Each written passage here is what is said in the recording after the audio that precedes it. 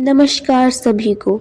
आज मैं आपको 26 जनवरी मनाने के पीछे का कारण बताने जा रही हूँ और आपके अन्य प्रश्नों के उत्तर देने वाली हूँ। भारत का मूल संविधान जो 26 जनवरी 1950 को लागू हुआ, इसे ही गणतंत्र दिवस के रूप में 26 जनवरी को मनाया जाता है। एक स्वतंत्र गणराज्य बनने और देश में कानून का राज स्थापित करने के लिए 26 नवंबर 1949 को भारतीय संविधान सभा द्वो अपनाया गया और 26 जनवरी 1950 को लागू किया गया था।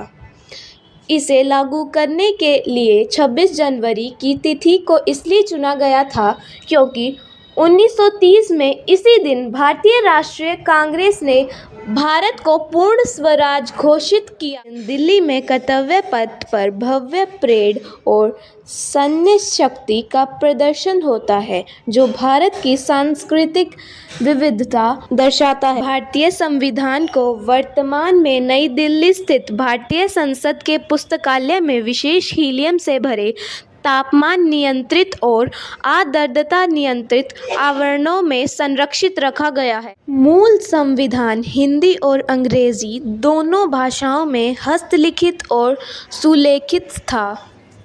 1947 के भारतीय स्वतंत्रता अधिनियम के बाद संविधान सभा एक संप्रभु निकाय के रूप में कार्य करती थी।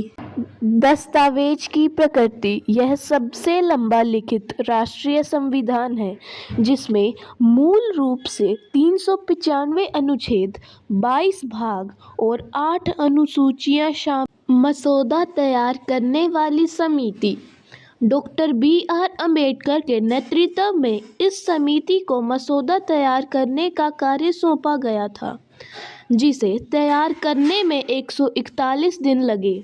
चलो अब बताते हैं इस दिन को मनाने का उद्देश्य क्या है। यह दिन समानता, स्वतंत्रता और न्याय के मूल्यों को याद करने और राष्ट्र की रक्षा के लिए संकल्प लेने का दिन है।